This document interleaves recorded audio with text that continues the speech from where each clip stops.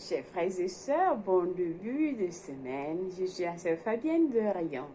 Alors, j'espère que vous avez bien passé le week-end. Comme la semaine débute, je vous souhaite un bon début de semaine dans la gloire de Dieu. Alléluia. Alors, c'est lundi 26 octobre 2020. Nous allons lire notre verset et passage du jour ensemble. Notre titre aujourd'hui est intitulé « Il sponsorise le gagneur d'âme ». Oui, Dieu sponsorise le gagneur d'âme. Alléluia. Pasteur Chris prend ce passage de Philippiens 2, versets 25 à 30. Nous lisons notre verset ensemble. Mais j'ai estimé nécessaire de vous envoyer mon frère Épaphrodite, mon compagnon d'œuvre et de combat, par qui vous m'avez fait parvenir de quoi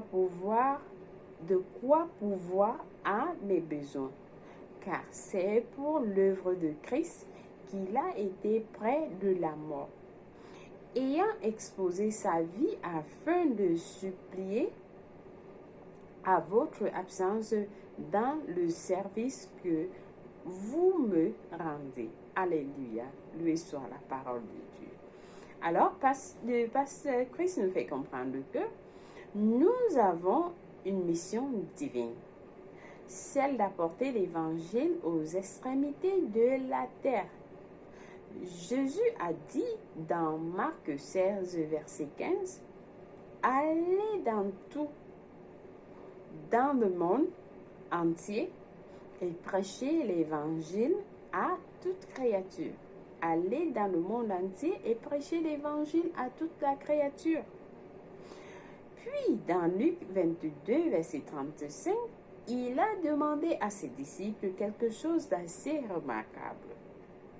Il a dit, « Je vous ai envoyé sans bourse, sans sac et sans souliers. Avez-vous manqué de quelque chose? » Ils répondirent, « De rien. » Cela montre que lorsque Dieu vous envoie en mission, il veille à ce que tout ce dont vous avez besoin pour l'accomplir soit à sa disposition. Oui, tout ce que Dieu vous demande de faire est à sa disposition et il accomplit toute la charge de ce qui est compris pour que sa mission soit accomplie. Tout ce dont Dieu a besoin de votre part, c'est votre engagement envers cette tâche.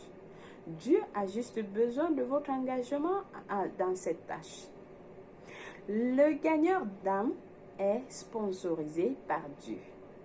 Par conséquent, soyez déterminés de sorte qu'il n'y ait aucune limite pouvant définir jusqu'où vous êtes prêts à aller afin de répandre l'évangile dans le monde.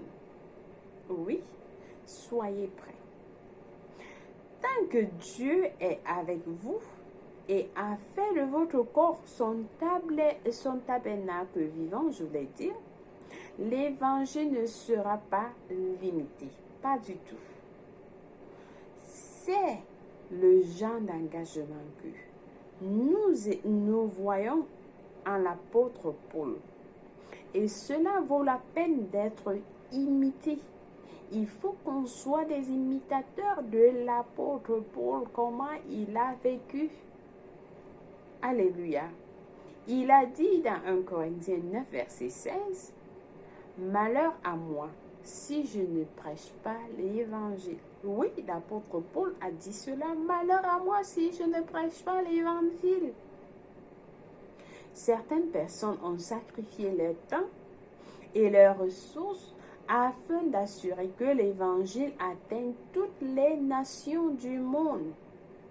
Il faut donc de grands espoirs pour faire avancer le calendrier de Dieu, compensant le manque et les lacunes des autres. il donne tellement d'argent pour l'avancement de l'Église, c'est-à-dire certaines personnes le font. Ils donnent beaucoup d'argent. Ils donnent tellement d'argent pour l'avancement de l'Église. Et plus ils donnent, plus le Seigneur canalise les ressources vers eux afin qu'ils puissent accomplir les plus grandes choses pour lui. Oui, plus les gens donnent de l'argent pour les églises, pour l'avancement de l'évangile, plus Dieu, le Seigneur Dieu, canalise les ressources vers eux afin qu'ils puissent accomplir de plus grandes choses pour lui. Il vous fournira de tout ce dont vous avez besoin pour accomplir son objectif, c'est-à-dire gagner les âmes. Oui, Dieu fournit tout ce dont vous avez besoin pour gagner les âmes. Alors, soyez engagés. Soyez engagés à gagner les âmes pour Dieu. Décidez qu'à travers vous, l'évangile continuera à prospérer et vous vous engagerez jusqu'à l'enlèvement de l'Église. Oui, chers frères et sœurs, soyez déterminés. Soyez déterminés et continuez à prospérer. Soyez déterminés, décidez à travers vous que l'évangile continuera à prospérer. Et soyez engagés jusqu'à l'enlèvement de l'Église, jusqu'à ce que Jésus-Christ vienne, que personne ne vous trompe, que personne ne vous dise autre chose, parce que ce travail, vous êtes en train d'accomplir l'objectif de Dieu pour l'objectif de Dieu. C'est son plan, c'est son plan, c'est son désir, c'est sa volonté. Accomplissez-le. Que personne ne vous trompe, que personne ne vous dise autrement. Ça, c'est la volonté que Dieu a demandé que vous fassiez. C'est son plan pour vous sur cette terre, de gagner les âmes dans tout le monde entier. Il n'a pas déterminé, il n'a pas dit une personne particulièrement, il nous a appelés tous à le faire. Donc, ne vous découragez pas, n'ayez pas peur, car il est là pour sponsoriser ceux qui sont engagés, ceux qui disent je suis disponible.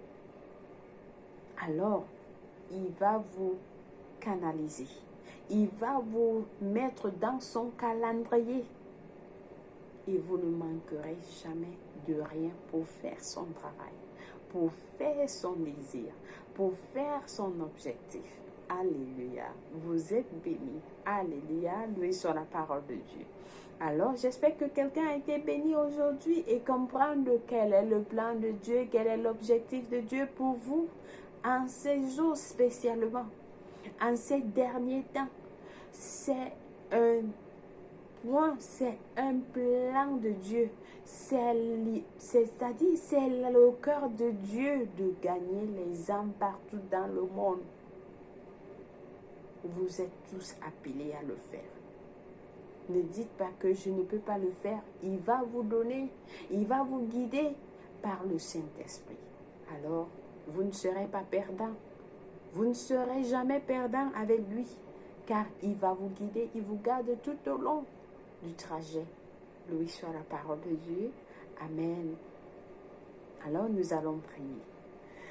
Je vous invite à prier avec moi. Nous disons, cher Père, merci de m'avoir confié l'évangile et de m'avoir donné les ressources, le temps, l'énergie et les idées pour sa propagation rapide et sans entrave dans le monde. Au travers de moi, la connaissance de Christ se répand partout. La lumière du glorieux évangile de Christ dissipe les ténèbres dans le cœur des non-convertis, les impactant avec le message de la vie éternelle, les établissant dans la justice, Au nom de Jésus-Christ, Amen. Loué soit Dieu.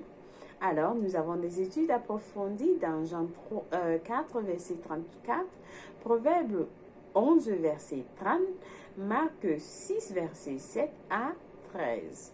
Pour la lecture biblique de 1 an, vous avez de Timothée 2, verset 1 à 26 et Jérémie 19 à Jérémie 22. Pour la lecture biblique de 2 ans, par contre, vous avez Hébreux 13, verset 1 à 25 et Ézéchiel 25 à 26. Loué soit la parole de Dieu. Alors, nous passons directement à notre prière du salut pour manque de temps. Nous disons, j'invite quelqu'un qui n'a pas encore donné sa vie à Christ.